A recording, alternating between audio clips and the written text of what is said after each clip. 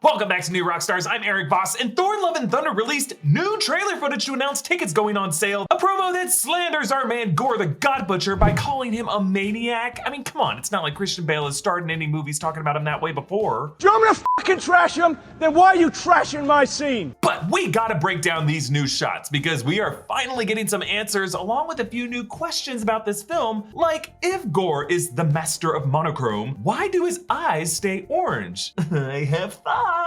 Let's take a look. There's a maniac who seeks to end us all. We must do something. I'm putting together the greatest team ever. Korg. He's my best friend. Yes. Valkyrie. We get to fight again. The Guardians. Give me those. And Jane, the old ex-girlfriend. Jodie Foster. Jane Foster. I'm not like the other gods of kill.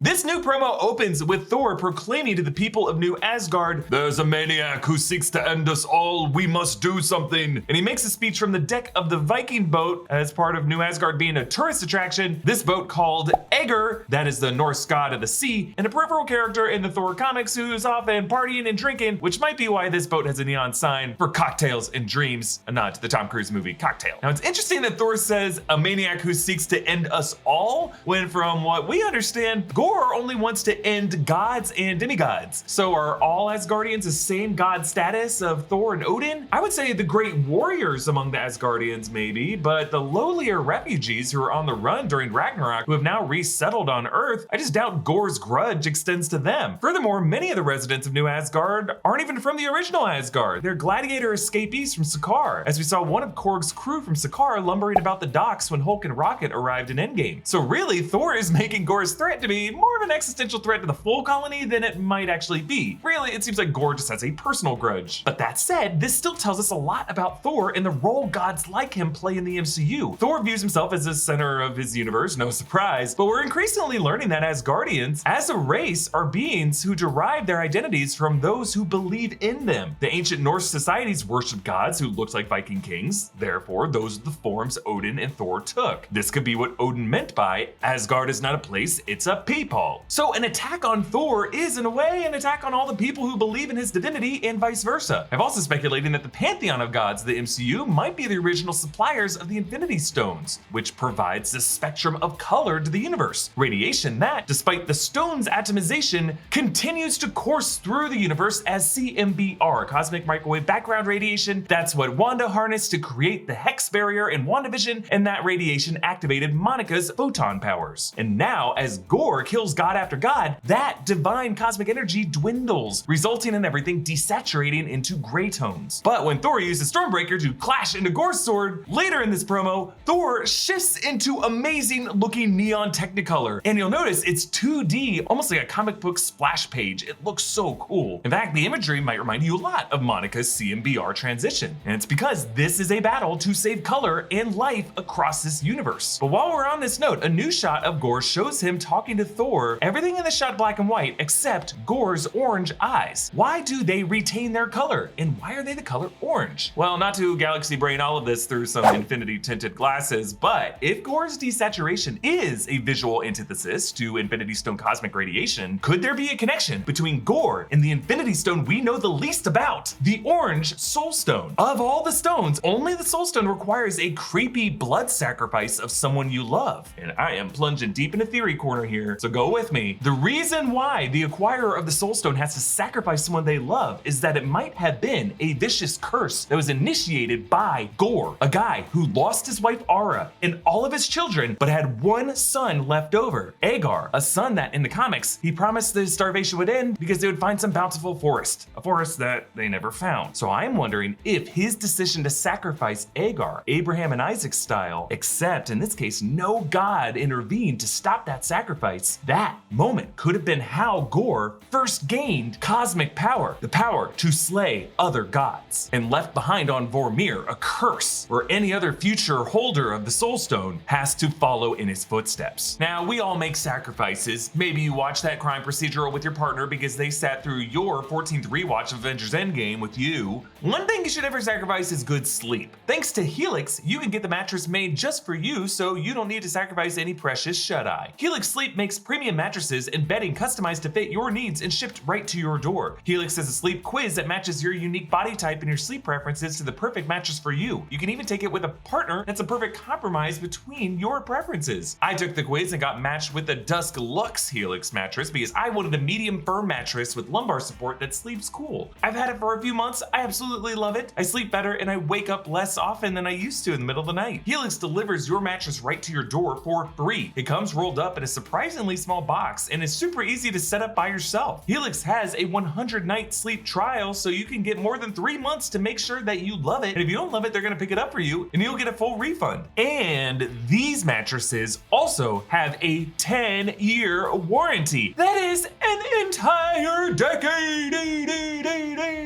Helix even has financing options and flexible payment plans, so a great night of sleep is never, ever far away. I love my Helix, and I think you would too. If you're looking for a new bed, check out Helix. You can click the link below or go to helixsleep.com/rockstars and get up to $200 off your Helix mattress. Now in the comics, Gorr actually acquires All Black the Necrosword when Null, the symbiote deity, and another god crash into his planet when they're in the middle of a fight, enraging Gorr because he had assumed the reason the gods didn't answer his prayers to save his family was that gods didn't exist, and now that he knows they do, he loses it and bonds with the Necrosword and uses it to begin his god hunting days. And that Gorr home planet in the comics never gets named, but who knows, maybe in the MCU it could be revealed to be Vormir. I mean, Vormir's barren rocky terrain and gnarly eclipses just scream Gorr. The orange eyes could mean Gorr's got soul and Gorr is a soldier. Now moving on, right before the Egger takes off, we see Thor's 2 goats, who are also from Norse mythology of course, and are now confirmed to actually be named Toothgrinder and Toothnasher. One has whiter fur, the other darker fur and spiraled horns. And if you listen closely, they scream.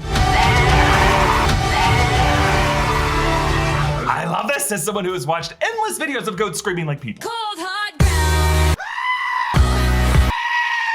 Korg has become their handler, wearing heavy padding and a belt buckle with a goat's head. Now, Teeth Bearer and Teeth Grinder are their names in mythology, but in this context, Tooth Grinder and Tooth Gnasher could just be the nicknames Korg has given them after they've bitten his arms. In the town hall, Thor pitches putting the team together, and on his cape you can see burns and stains, presumably from his battle with the Black Berserkers the night before, the Black Berserkers being extensions of the symbiote All Black the Necrosword. What is it about Phase 4 Avengers getting their red capes burned and stained like this? Thor and Korg high five, but this colorful garden background looks a lot like the floral background behind Gorr in the shot of him before his scarring in the past trailer as he vowed all gods will die. I'm wondering if he will say this upon his arrival to Olympus and his initial assault on the gods. Groot shows up gnawing on binoculars during that battle. Rocket now has a piece of wrist tech that I don't think he's had before. Remember, Bruce Banner showed up in the Shang-Chi post-credits scene holo chatting with the other Avengers. He also had a piece of wrist tech. And we know Rocket was part of that Avengers group chat in Endgame. This might be how he stays in touch with the Avengers of Earth. Behind both of them is that red-leafed wisdom tree atop the mount that Thor had been meditating on when he started this battle. In the shot of Jane from the side, this is part of the sequence when she lands in the chamber with the statues of the cosmic entities, Living Tribunal, the Watcher, Death, Eon, and Infinity. Now, from that pedestal behind her, you can see some dust or some other particles falling. In other videos, I pointed out how the head of the Living Tribunal statue seems to rotate from shot to shot, so that the uncovered face, that of Equity, faces rightward at one point, but in another shot, the half-covered face of Revenge seems to be in that place. And now, this movement behind Jane is just further proof that these might be moving heads that are actually physically talking to her. I'm wondering if the power-ups of Gorr and of Jane might be linked in this movie from the same source. The cosmic entities that bless Jane to stave off her cancer and give her Mjolnir might be the same beings that bless Gorr to stave off his suffering, maybe with the Soul Stone of Vormir. I'm not sure about that yet, just my theory, but ultimately equipped him with this sword. However, Gorr, out of anger, may have turned on them, forcing them now to seek out Jane to help them, which would make this chamber in actuality, say it with me, Obi-Wan and Boromir, it's a tomb.